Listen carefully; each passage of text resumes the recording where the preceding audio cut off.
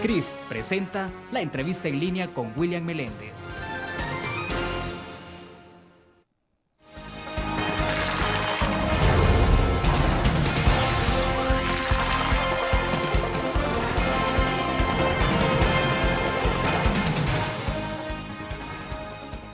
Bienvenidos a la entrevista en línea, es viernes 23 de diciembre de 2011. Gracias por acompañarnos a esta hora.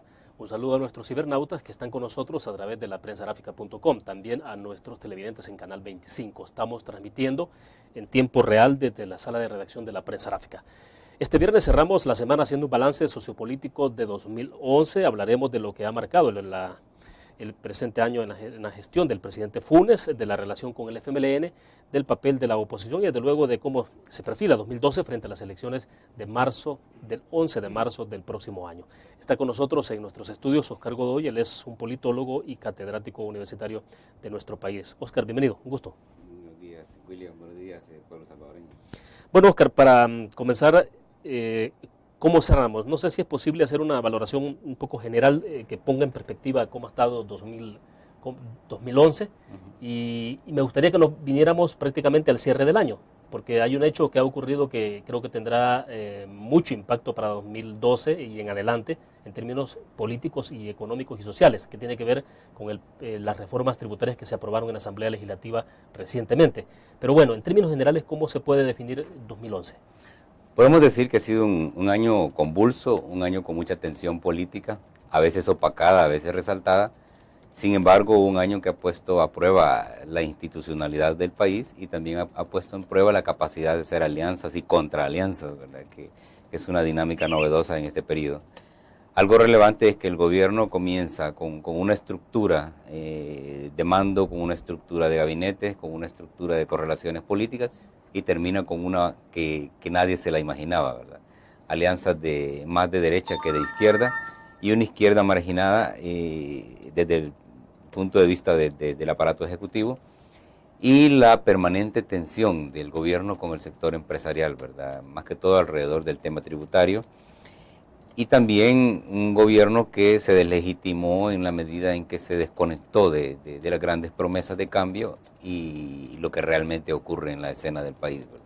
Como síntesis, es un año tenso, un año convulso, un año con mucha energía que por suerte se va a dirimir en lo electoral ya a principios del año y abre la oportunidad a que haya una quizá transformación de toda esta correlación. Perfecto, a ver, vamos a la parte puntual que tiene que ver con la tensión que se generó entre el presidente Funes, el FMLN desde luego, y el sector empresarial, que tiene que ver con los impuestos. ¿Cómo se vio desde fuera toda la discusión, la controversia sobre el tema tributario? Sí.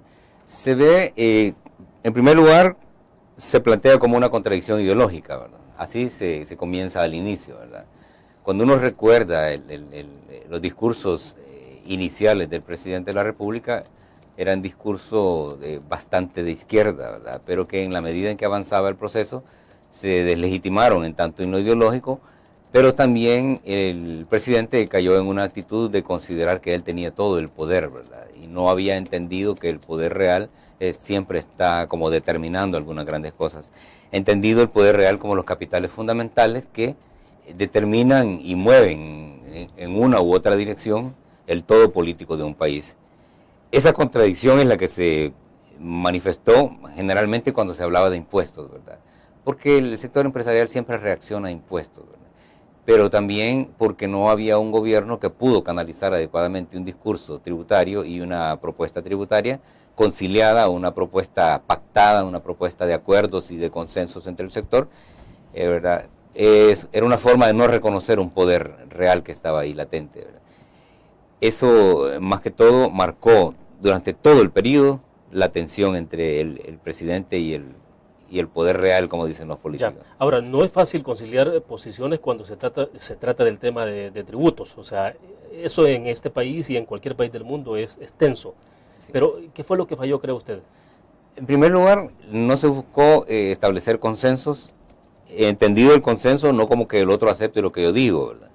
Sino que el consenso como buscar soluciones conjuntas a problemas reales del país. Por ejemplo, en el déficit fiscal, eso no se resuelve solo con impuestos, ¿verdad? la fuerte crítica del capital respecto a las propuestas tributarias del presidente es que el gobierno no ha sido eficiente en el manejo de los recursos del Estado, que no ha sido eficaz en el manejo de los recursos del Estado. El despilfarro es una palabra que se repite constantemente, ¿verdad? Y el mal uso de los recursos, el endeudamiento excesivo, cuando existen paralelamente otras opciones de financiamiento de las arcas del Estado. Por ahí han dado la argumentación y la contraargumentación, ¿verdad? De acuerdo, vamos a hacer la primera pausa comercial. Cuando volvamos, hablamos un poco. Hay un eslogan que ha marcado este gobierno desde que comenzó y es unir, crecer, incluir. Son 3 conceptos en un eslogan. ¿Qué ha pasado con eso? Vamos a la pausa y regresamos. Gracias.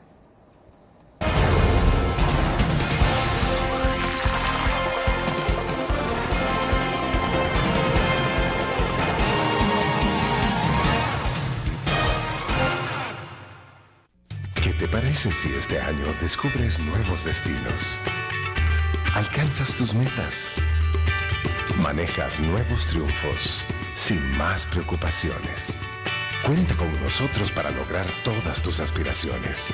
Los créditos de la Agrícola te acompañan para que puedas crecer hasta donde te lo has propuesto. Solicítalos al 2210-9800 en bancoagrícola.com o en agencias. Banco Agrícola. Tu periódico es dinero, porque ahora puedes pagar con la prensa gráfica. Busca y recorta en tu periódico el dinero, que podrás canjear en los establecimientos de nuestros aliados. Encontrarás uno cada día. Compra con la prensa gráfica y encuentra una buena noticia para tu bolsillo. Con la prensa gráfica lo compras. Con la prensa gráfica lo pagas. La prensa gráfica. Noticias de verdad.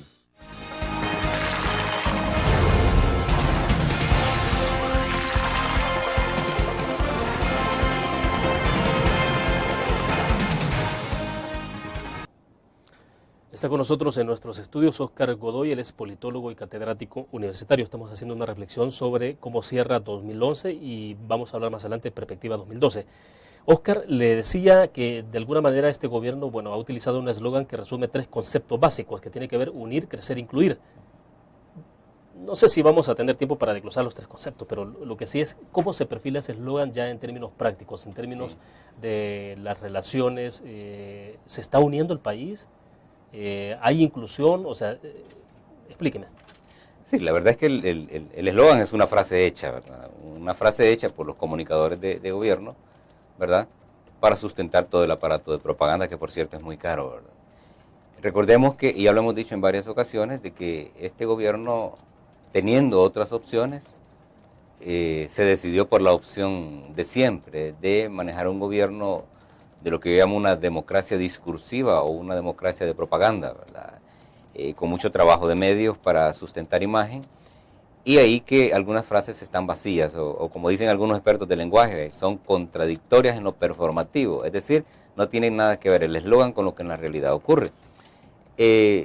Unir, por ejemplo, hemos cerrado el periodo precisamente con antagonismos fuertes entre diferentes sectores del país, que están algunos marginados, otros segregados y otros totalmente excluidos, ¿verdad? Por el gobierno mismo y por las medidas de gobierno. Lo de crecer también es relativo, ¿verdad? Porque sí es cierto que hay sectores que han crecido últimamente, pero han crecido no como consecuencia de políticas públicas de gobierno, sino que como consecuencia de estar cerca a los sectores del poder donde hay suficientes recursos para acumular, ¿verdad? Y para atesorar incluso las alianzas con sectores que se caracterizaron por la corrupción, aumentaron también la especulación de que otros estaban creciendo alrededor de ese tipo de figuras, ¿verdad? Es decir, en esa parte hubo una especie de cambio de actores. Sí, de actores nada más, pero... ¿Usted sigue viendo que hay grupos económicos que siguen también, de alguna forma, no sé si la palabra, pero medrando del poder? Sí. Y hay que ver que no son grupos económicos, básicamente, ¿verdad? Sino que, o quizás podríamos llamarle grupos económicos emergentes, ¿verdad? Porque no son grupos que entran al sistema con capitales trabajados productivamente, sino que con capitales provenientes precisamente de la gestión del gobierno y de gobiernos anteriores, ¿verdad? En esa medida se acumulan fortunas que precisamente permiten entrar al mercado con una gran ventaja, ¿verdad?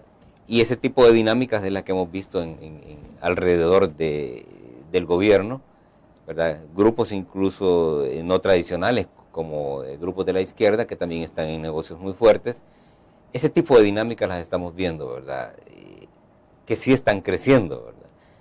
Y que sí están siendo incluidos, pero no como consecuencia de políticas públicas de gobierno, ni mucho menos de políticas públicas de Estado, ¿verdad?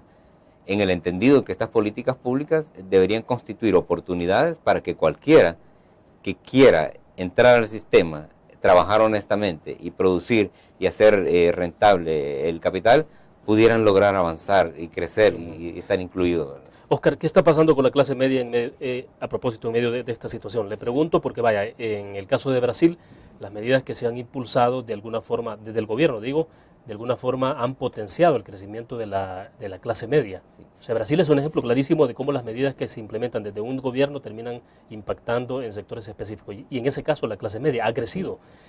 ¿Cómo ve usted El Salvador? No, yo creo lo contrario, ¿verdad? Que en El Salvador lo que ha habido es un deterioro del potencial de la clase media, ¿verdad?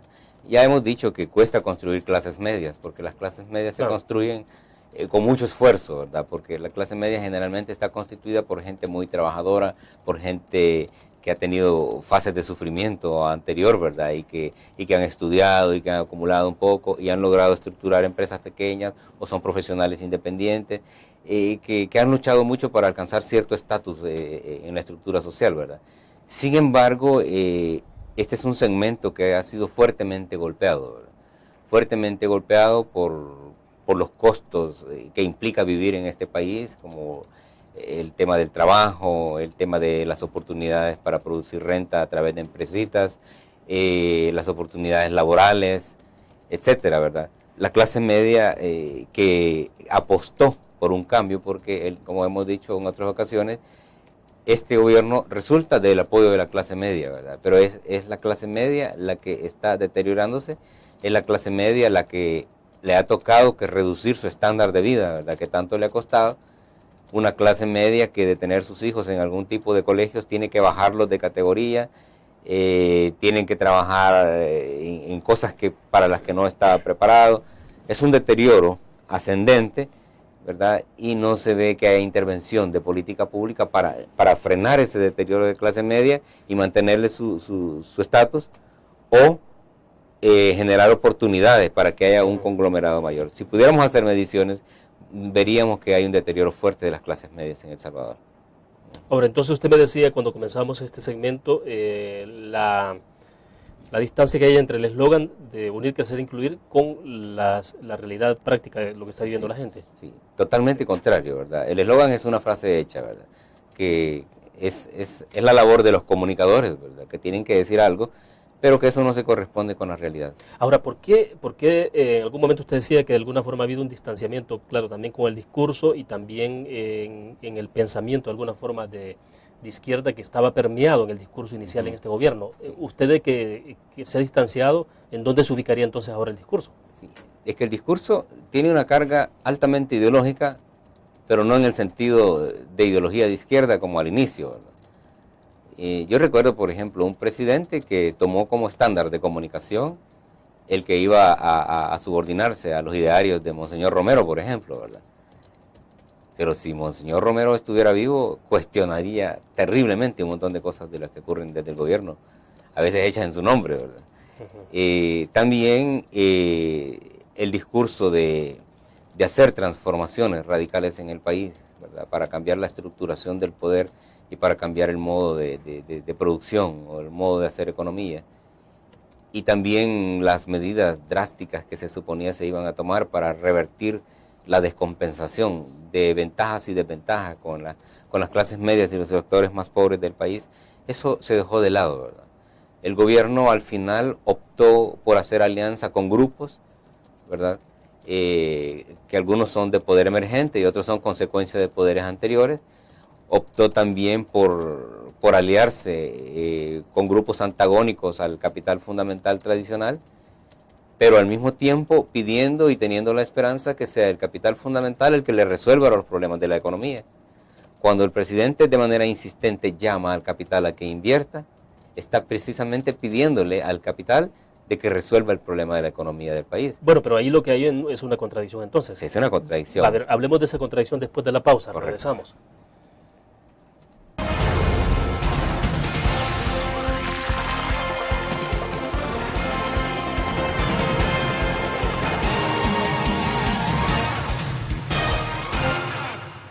¿Qué te parece si este año estrenas ilusiones? Descubres nuevos destinos. Construyes tu futuro sin más preocupaciones. Cuenta con nosotros para lograr todas tus aspiraciones. Los créditos del Agrícola te acompañan para que puedas crecer hasta donde te lo has propuesto. Solicítalos al 2210-9800 en bancoagrícola.com o en agencias. Banco Agrícola.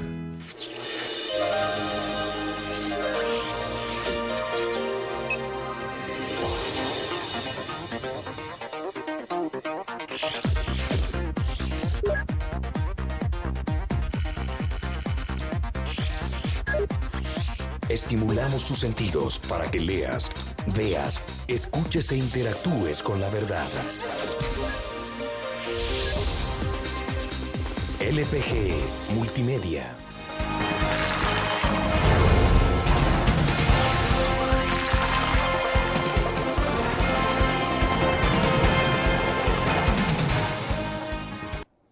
A ver, Oscar, me decía en el segmento pasado que hay una contradicción, dice usted, porque el presidente está llamando a los grupos económicos a generar más inversión, a invertir más en El Salvador, pero por el otro lado se toman otro tipo de decisiones. A ver, ¿cómo es esto? Sí, la contradicción es esa, ¿verdad? Hay un problema. En este país hay dos problemas fundamentales que deterioran la vida de todos. Uno es el problema de la inseguridad y el otro es el problema de la economía, más que todo la economía familiar. Y que en el campo económico esto no se resuelve si no es con más inversión, con más trabajo, básicamente. Entonces, quien puede resolver este problema son aquellos sectores que pueden invertir y generar empleos tan necesarios. Pero un presidente que hace constantes llamados al sector empresarial para que invierta, para que produzca trabajo, es el mismo presidente que también por la espalda reclama y conspira, podría decir, ¿verdad? Para extraer del sector productivo los recursos que se producen a través del trabajo y el esfuerzo de los inversionistas, ¿verdad? Y la contradicción está también en que se exige cada vez más dinero, pero también el gasto de este gobierno, el gasto corriente, es tan alto que la palabra despilfarro la hemos oído en cada comunicación del sector empresarial. Y es un despilfarro comprensible, ¿verdad? Porque cuando el gobierno opta por llenar ministerios con gente con poca escuela, con poca instrucción, con poca capacidad, realmente se encarece el servicio público. Un servicio público que podría estar valiendo $5 en términos racionales, al gobierno le cuesta hoy casi $35 a $40. Es decir, porque ustedes lo que hacen es incorporar más gente. Claro. O sea, Ajá. hay más trabajo desde Sí. un gobierno, pero a la vez con gente no cualificada. Con gente no cualificada, y por eso, y eso lo dicen directores, gerentes, mandos medios, incluso algunos mandos superiores que se atreven a decir de que el desorden y el exceso de burocracia de las instituciones ralentiza el gobierno, ¿verdad? Y eso tiene consecuencias terribles porque cada minuto que se pierde en trámite burocrático son miles de dólares lo que le cuestan al Estado. Es decir, al final no le cuestan al Estado, sino que le cuesta a la gente que invierte y a la gente que paga impuestos. Esa es la gran contradicción. Entonces, estamos en un gobierno que va autofrenado, ¿verdad? Que necesita a un sector, que es el sector contribuyente, al sector productivo, para cubrir sus déficits de financiamiento. Pero al mismo tiempo va golpeando a estos sectores, ¿verdad? Porque no se puede negar que el efecto de esta reforma de impuestos va a impactar con mucha fuerza en los sectores más pobres, ¿verdad? Porque el empresariado jamás se va a quedar pagando impuestos solo, ¿verdad? De alguna u otra manera lo trasladan y lo esconden dentro del precio de los bienes y servicios que se compran, y es el consumidor el que al final termina pagando la tributación que se suponía que era para los que más tienen. Esa es la gran contradicción. ¿Y eso por qué ocurre? ¿Es como una corriente, una tendencia natural en nuestro país o es en el mundo esto? ¿O ocurre porque justamente no hay instrumentos suficientes, suficiente institucionalidad para evitar que se reflejen en los productos de la canasta básica, por ejemplo? Sí. Lo que pasa es que recordemos que el sistema capitalista y cualquier otro sistema de producción lo que buscan es la rentabilidad del capital. Si yo invierto $1, quiero al menos ganar 10 centavos al final del día, ¿verdad? Pero si de esos 10 centavos el gobierno me quita 5 centavos, entonces yo busco cómo reponerme, entonces traslado parte del impuesto al consumidor final. Yo como empresario voy a mantener el equilibrio de racionalidad entre mi inversión, mis precios, mis costos, mis gastos, de manera que mis márgenes de utilidades no se me afecten. Hay países donde el empresariado tiene otra actitud respecto a esto de la tributación, pero precisamente porque reciben del Estado servicios a tiempo, facilidades, apoyos, etcétera, ¿verdad? Pero yo a veces entiendo a quienes dicen, ¿y por qué voy a pagar más si a mí me toca pagar por la seguridad, a mí me toca pagar por esto, por lo otro, y aparte de eso ya le pago impuestos al gobierno, le pago impuestos a las alcaldías? Entonces, hay que buscar siempre un equilibrio tomando en cuenta la legitimidad de intereses. Es cierto que el gobierno necesita impuestos para financiar su gasto público y su inversión pública, pero también es cierto que el inversionista tiene derecho a una renta justa y a una renta equilibrada de su capital.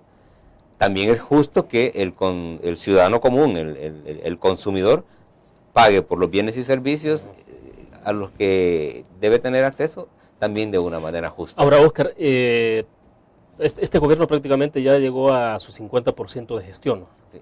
¿Será que es posible que este gobierno continúe en lo que resta de su periodo manteniéndose con ese manejo de las contradicciones? Porque da la impresión que entonces lo que hay no sé si será una eficiente administración de las contradicciones. Vamos a aclarar una cosa. El gobierno llega a 2 años y medio de su tiempo, ¿verdad? Pero no a 2 años y medio de su gestión, porque en gestión va atrasado, ¿verdad? Recordemos que ellos presentaron su famoso plan quinquenal 1 año después de haber comenzado el gobierno. Claro, claro. Entonces, cuando uno revisa con un ojo preciso la agenda del sector público, el retraso en algunos ministerios anda por el 40%, en otros del 50%. Entonces, vamos llegando a 2 años y medio, pero vamos retrasados en gestión.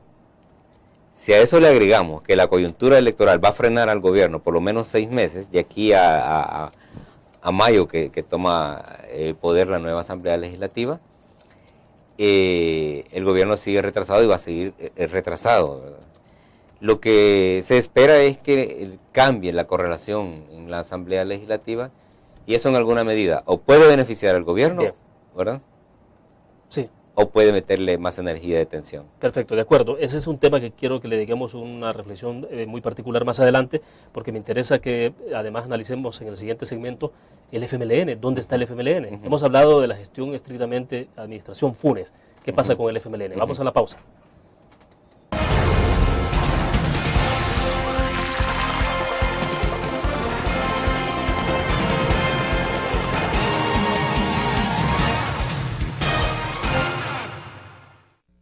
¿Qué te parece si este año alcanzas tus metas? Construyes tu futuro. Enfrentas nuevos retos sin más preocupaciones. Cuenta con nosotros para lograr todas tus aspiraciones. Los créditos de la Agrícola te acompañan para que puedas crecer hasta donde te lo has propuesto. Solicítalos al 2210-9800 en bancoagricola.com o en agencias. Banco Agrícola.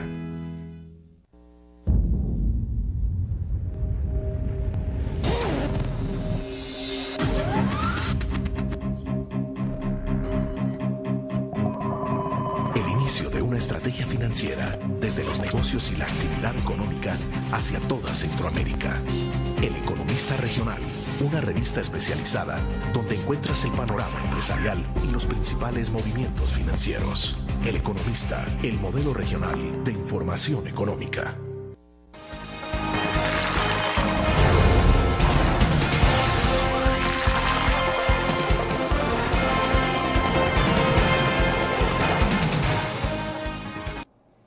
Hay Hay dos comentarios en Facebook que tienen que ver justamente con el tema, pero referido a la administración Funes. Y lo voy a leer en este momento porque ya vamos a pasar a la parte del análisis del FMLN, de cómo qué está haciendo el FMLN, cómo se ve en medio de esto.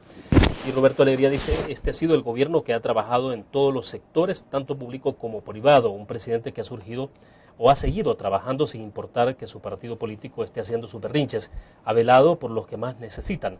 El sector agrícola ha crecido y no los han dejado en el olvido, al igual que las escuelas públicas. Carlos Quintanilla dice, el endeudamiento empezó en los gobiernos anteriores, este gobierno ha venido a estabilizar el país, no nos afectó la crisis económica y sobre todo ha manejado con transparencia todos sus planes de gobierno. Bueno, para cerrar, ¿qué opina de esto? Bueno, son percepciones, ¿verdad? Lo que pasa es que cuando uno evalúa gobierno, no evalúa obras ni medidas, ¿verdad? Uno evalúa políticas públicas en primer lugar y uno evalúa impactos, ¿verdad? Y el impacto desde el punto de vista tecnopolítico se comprende cuando se ha hecho avanzar al país en todos sus indicadores. Si yo veo, por ejemplo, que problemas tan persistentes como la inseguridad de la economía, que es cierto, no nacen con este gobierno, ¿verdad? Pero se esperaba que los transformara. Eso indica que el país no ha avanzado en términos de, como decía Gramsci, de bloque histórico, ¿verdad? Los indicadores de educación, ¿verdad? Salimos reprobados, ¿verdad? En la última evaluación de política educativa. En la economía, yo siempre digo que cómo está la economía no hay que preguntarle a los de arriba, sino que a los de abajo. No hay que preguntarle a los economistas, sino que a la gente común y corriente, la gente que va al mercado, la gente que a veces no tiene para el bus, ¿verdad? La gente que no tiene para mandar a sus niños a la escuela. Ahí está la verdadera economía. Para decir si un gobierno ha caminado o no, si ha avanzado o no, si ha sido impactante o no, yo no lo voy a medir en cuántas semillas mejoradas regalé, ¿verdad? Sino que cómo he hecho avanzar los indicadores del país. Yo me pregunto, ¿hay más democracia en este país hoy? ¿Hay mejor economía? ¿Hay más seguridad? ¿Hay más desarrollo tecnológico y científico? ¿Hay más oportunidades de educación para quienes quieren hacer carreras universitarias y no tienen cómo pagarse una universidad privada? Esas son las preguntas que uno se hace. El tipo de respuestas que uno obtiene a esa pregunta le indica a uno cómo va el país. Si uno le pregunta a la mayoría de la gente está muy mal, ¿verdad? Haciendo doble esfuerzos y trabajando el triple para ganar lo mismo y para gastar menos, ¿verdad? Esas son las contradicciones, ¿verdad? Yo entiendo que hay quienes creen que el país ha caminado, ¿verdad? Y de hecho yo platicaba con un funcionario del partido hace poco en Panamá y él decía, no, es que el pueblo no ha entendido, ¿verdad? Los cambios que estamos haciendo, ¿verdad? El pueblo no ha entendido las transformaciones que estamos generando, ¿verdad? Y yo me pregunto, ¿es realmente el pueblo el que no entiende o es de hecho que hay una percepción de mal gobierno? ¿Verdad? Lo que se esperaba eran transformaciones. Y uno no le pide al gobierno que le dé dinero, ¿verdad? Uno lo que le pide son oportunidades. La gente sencilla, la gente humilde lo que quiere es trabajo, una oportunidad de trabajo. Porque el trabajo es lo que le ordena la vida a la gente, ¿verdad? Bueno, hay un hecho concreto, Oscar, y es que a nivel de Centroamérica la economía que menos ha crecido es la de El Salvador. Claro, y ese es un indicador grande. ¿Qué está pasando? O sea, sí. Esa es la pregunta que siempre surge. Entonces, algo está pasando. Sí. O sea, no tiene que ser casual o una cuestión de suerte. O sea. Correcto, no es casual. Lo que pasa es que este es un país con mucha incertidumbre en materia de legislación tributaria, con mucha incertidumbre en legislación comercial. Es un país en constante amenaza para cualquiera que quiera invertir.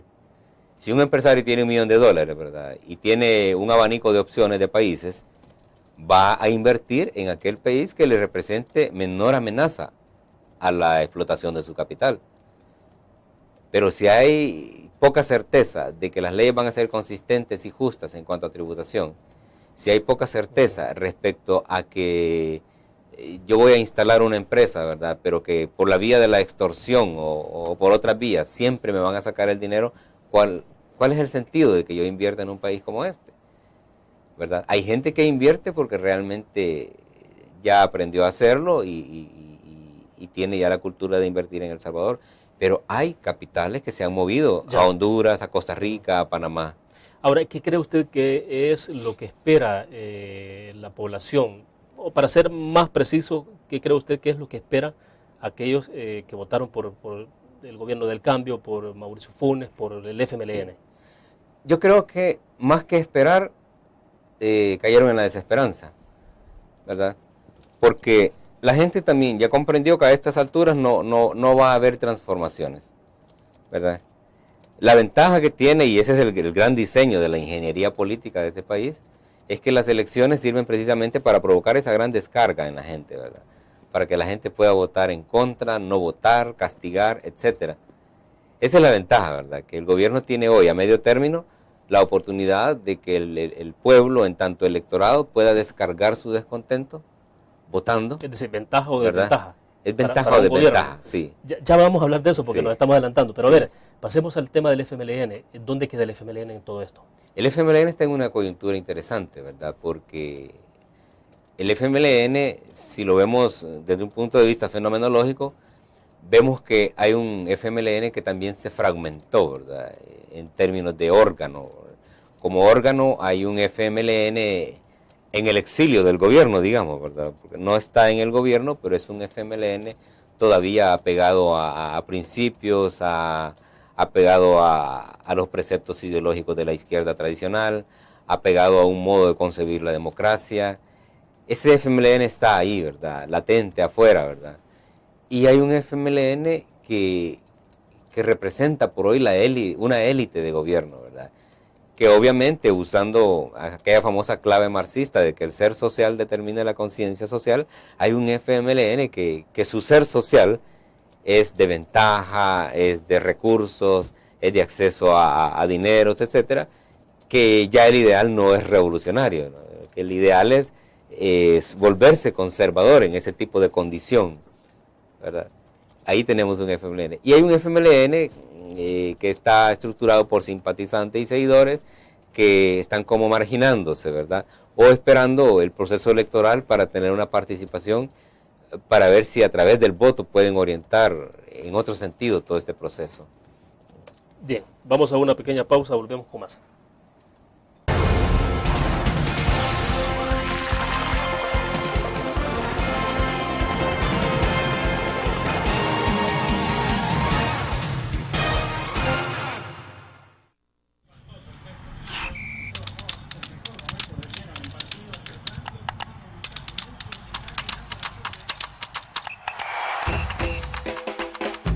La emoción del deporte está en www.elgráfico.com. Ingresa al nuevo escenario deportivo y descubrí toda la pasión del deporte. Fotos, videos, fichas y resultados de las mejores ligas del mundo. Elgráfico.com. Conectados por deporte. Blur. La revista más innovadora y moderna de todos los tiempos. Única en su estilo, creativa.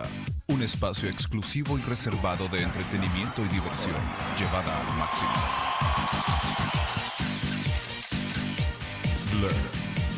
Time Out, Movie, lo mejor de la cartelera. Art. Shopping, la guía de la moda. Go, viajes cortos fuera de la ciudad. Blur.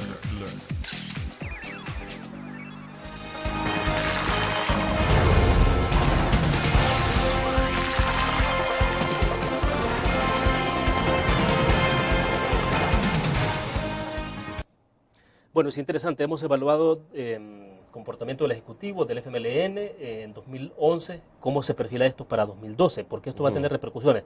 La misma tensión que hubo entre el Ejecutivo y el sector empresarial, el FMLN con el sector empresarial, sobre el tema de impuestos, a partir de enero comienza 16 centavos de dólar adicionales por cada galón de combustible, viene la inquietud de cuál va a ser el impacto que tendrá el paquete de reformas tributarias sobre la economía familiar.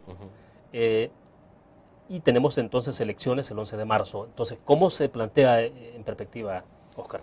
No, la perspectiva no es tan buena que digamos, ¿verdad? Porque recordemos que vamos a un proceso electoral con fuertes antagonismos entre grupos, ¿verdad? Y sectores, en primer lugar. En segundo lugar, durante un proceso electoral, los gobiernos siempre se estancan, siempre se ralentizan y se reduce la capacidad de acción, porque el país se politiza en extremo, ¿verdad? Se electoraliza, dijéramos, por un lado. Por otro lado, vamos a un periodo de fuertes confrontaciones entre bloques, ¿verdad?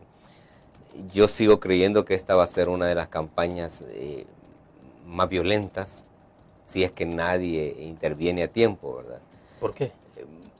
Porque la energía acumulada a nivel político entre las diferentes fracciones es fuerte, ¿verdad? Por ejemplo, si uno mira los antagonismos instalados, el antagonismo tradicional entre Arena y FMLN, ¿verdad? Una Arena, ¿verdad? Con mucha fuerza para querer reivindicar factores de poder perdidos, y un FMLN que también tiene cuotas de poder que hoy debe defenderlas con mucha más fuerza, ¿verdad? Porque hoy no va a luchar por la nada, sino que va a luchar por defender lo que ya tiene, ¿verdad? Lo otro es el escenario que recibe a Gana, ¿verdad? Que es una fuerza también que tiene ciertos antagonismos a nivel de PCN y PDC, que también se van a hacer visibles en el terreno electoral, ¿verdad? Esas son como las variables que van a determinar violencia electoral. Las dudas que había en algunos sectores respecto a cuál podría ser el papel, por ejemplo, de la policía, ¿verdad? En el proceso electoral, se han disipado, pues, desde el momento en que el presidente de la República desarma al FMLN antes de las elecciones, ¿verdad? Le quita el aparato represivo. Usted está infiriendo entonces que si hubiera estado Manuel Melgar, que era un funcionario orgánico del FMLN, podría podría permear con una actitud distinta a la Policía Nacional Civil frente a la situación que se puede generar de violencia. Sí, y es que como cuando uno ve el antecedente de Nicaragua, por ejemplo, ¿verdad? ¿Cuál fue el rol de la policía en Nicaragua en el proceso de la construcción del fraude, por ejemplo, en las últimas elecciones, ¿verdad? Esos son datos que uno nunca debe perderlos de vista, ¿verdad? Cuando uno ve otras dinámicas políticas que se asimilan al proceso nicaragüense, uno también puede ver que en algún momento los aparatos de represión pueden jugar un determinado rol, ¿verdad? Un determinado papel, ¿verdad? Se comentó mucho en algunos círculos, más que todo académicos, ¿verdad? ¿Cuál podría ser el sentido y el contenido de haber desarmado al FMLN al quitarle el aparato policial, ¿verdad?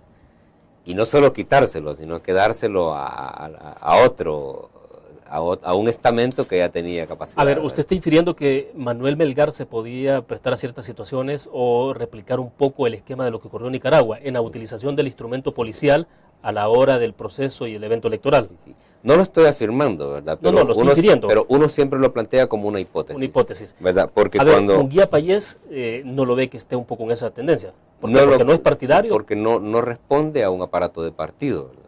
Responde a otro tipo de aparato, pero no a un aparato de partido, ¿verdad? Lo otro es que las instituciones como las policías y estos órganos de ese tipo siempre sirven para hacer inteligencia política, ¿verdad? Que unido a los otros aparatos de inteligencia también dan ciertas ventajas electorales, ¿verdad?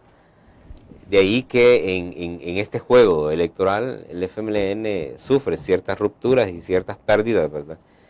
Que vamos a ver si las logra restituir por otros medios, ¿verdad? Pero, por ejemplo,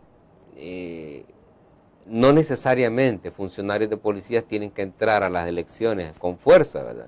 Pero sí pueden inhibir su participación y dejar que otras fuerzas hagan la operación, ¿verdad? En los casos donde se dan conatos de violencia en los procesos electorales, a veces las policías entran a reprimir o simplemente no entran. ¿Qué rol pueden jugar estos aparatos en los procesos electorales? Siempre debe estar como un planteamiento de hipótesis de amenaza a un proceso democrático. De tal manera que quien tiene una policía es determinante en política y muy determinante desde la concepción electoral.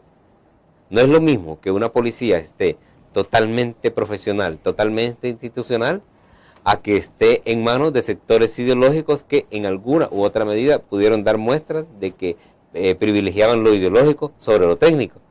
Que esa fue la gran crítica que se le hacía a Manuel Melgar, ¿verdad? Cuando Manuel Melgar sale del Ministerio de Seguridad y Justicia, no solo se le cuestiona su incapacidad técnica para organizar poder y estructurar una estratagema consistente contra la delincuencia, sino que también se le cuestiona el hecho de que hay cierto sesgo ideológico, que siempre lo hay, ¿verdad? Pero hay cierto sesgo ideológico en el manejo interno de las operaciones, ¿verdad?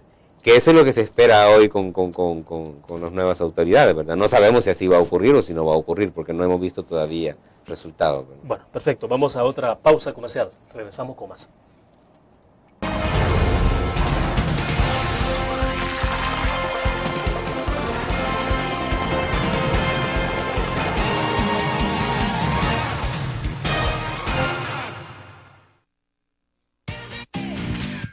Blur, la revista más innovadora y moderna de todos los tiempos. Única en su estilo, creativa, un espacio exclusivo y reservado de entretenimiento y diversión, llevada al máximo. Blur. Time Out, Movie, lo mejor de la cartelera. Art. Shopping, la guía de la moda. Go, viajes cortos fuera de la ciudad. Blur. Tu periódico es dinero, porque ahora puedes pagar con la prensa gráfica. Busca y recorta en tu periódico el dinero que podrás canjear en los establecimientos de nuestros aliados. Encontrarás uno cada día. Compra con la prensa gráfica y encuentra una buena noticia para tu bolsillo. Con la prensa gráfica lo compras. Con la prensa gráfica lo pagas. La prensa gráfica. Noticias de verdad.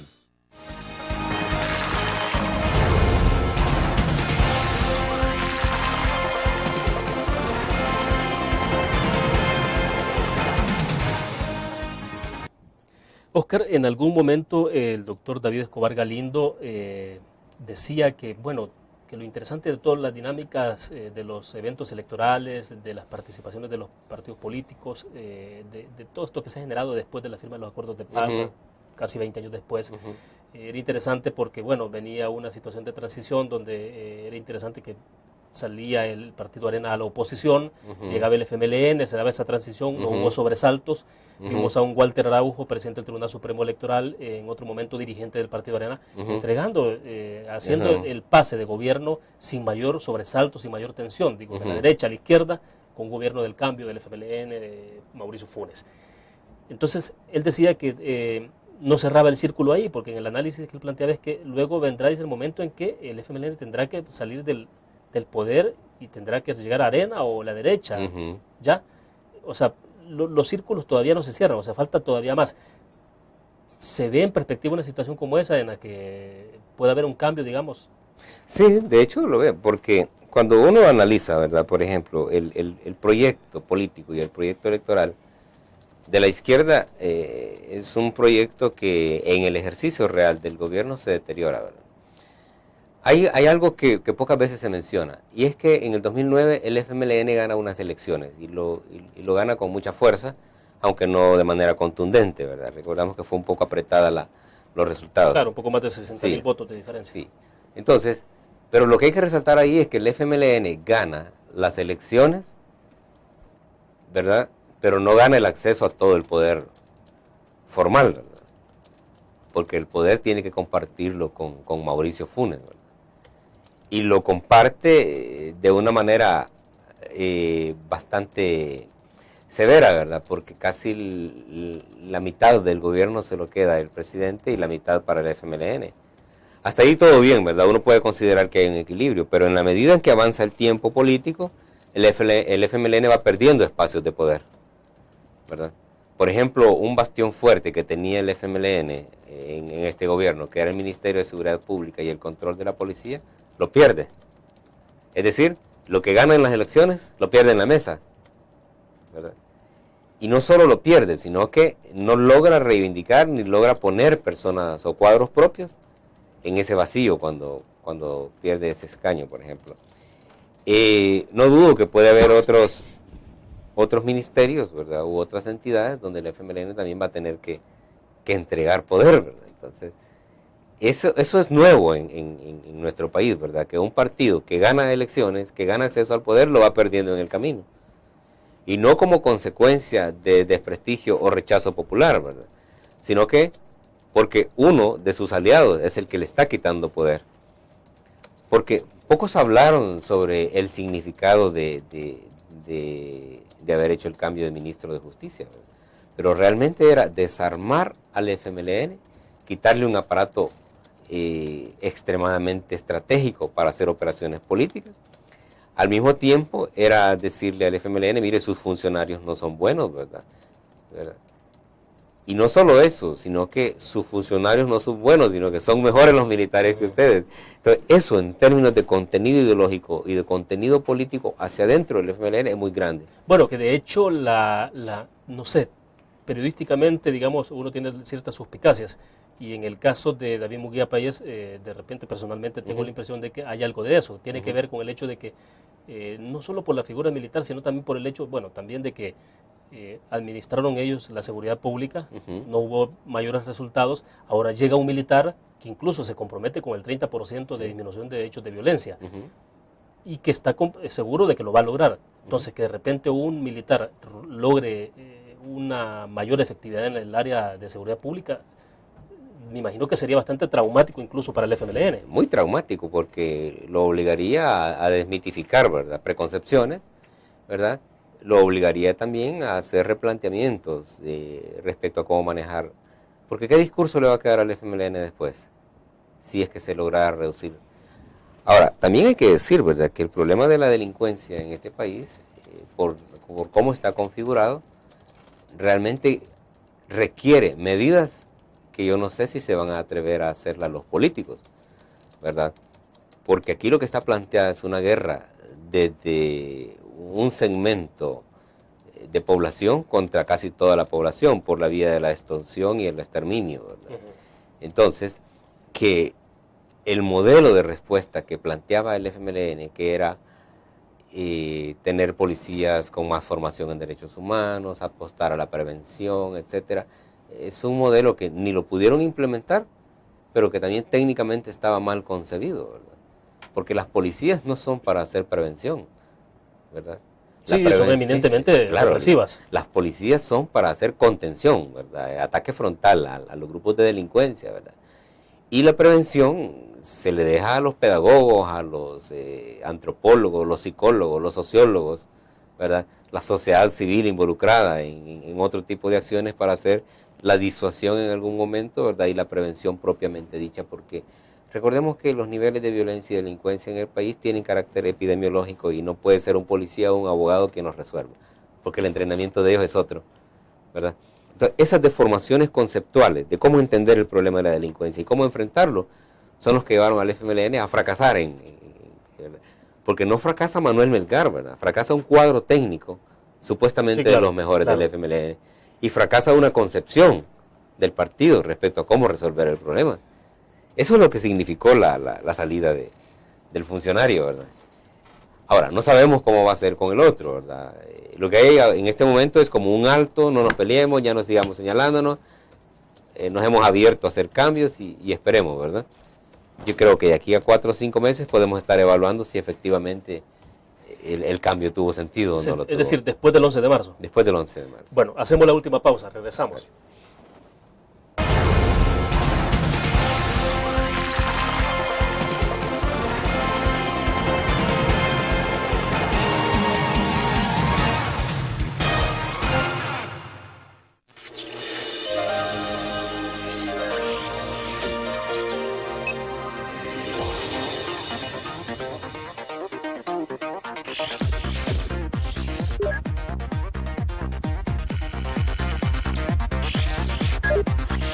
Estimulamos tus sentidos para que leas, veas, escuches e interactúes con la verdad.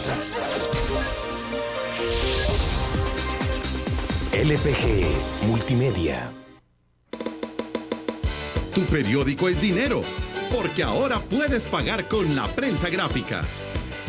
Busca y recorta en tu periódico el dinero, que podrás canjear en los establecimientos de nuestros aliados. Encontrarás uno cada día. Compra con la prensa gráfica y encuentra una buena noticia para tu bolsillo. Con la prensa gráfica lo compras. Con la prensa gráfica lo pagas. La prensa gráfica. Noticias de verdad.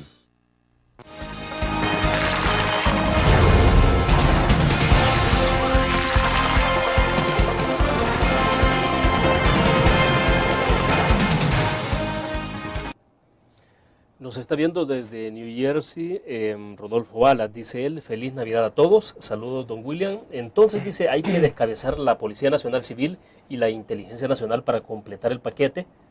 Bueno, infiero que está relacionado con la presencia, la continuidad o no del director de la Policía Nacional Civil, del señor Asensio. Sí, recordemos que el presidente de la República ha hablado de que se va a hacer un replanteamiento de las formas de respuesta al problema de la inseguridad.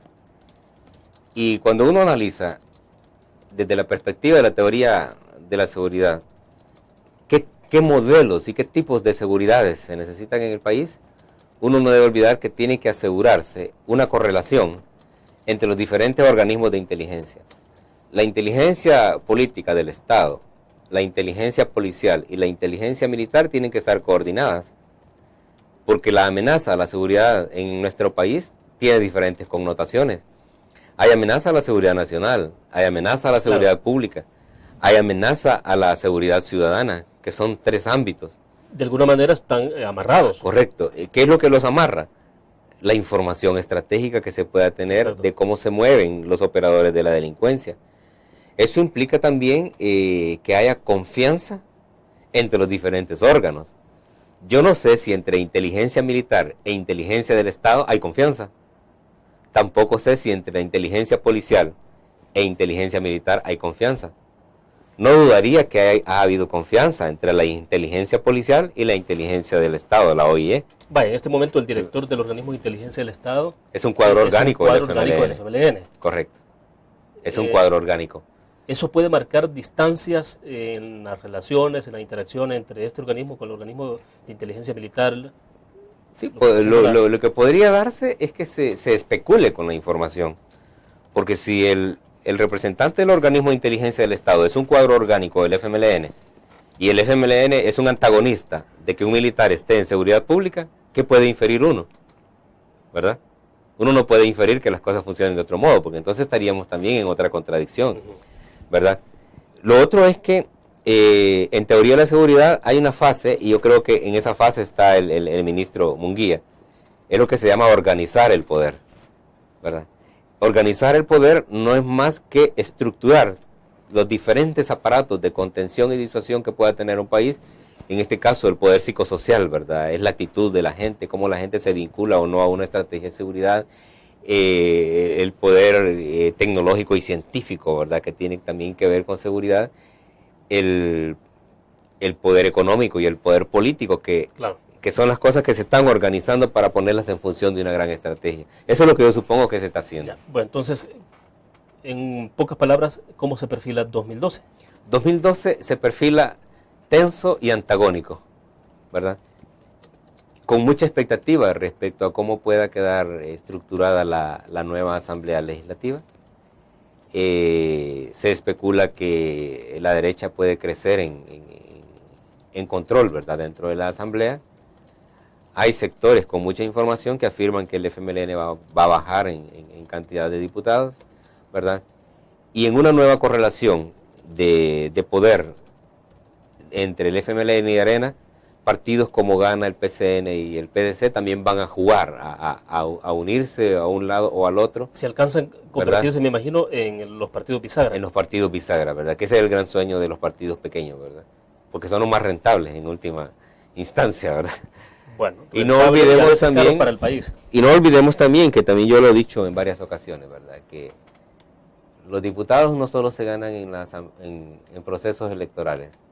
Esa es una elección que tuvimos, ¿verdad? Hay otras formas de tener grupos parlamentarios, ¿verdad? Entonces, bueno, estamos ante eso. Es decir, la figura del fraude.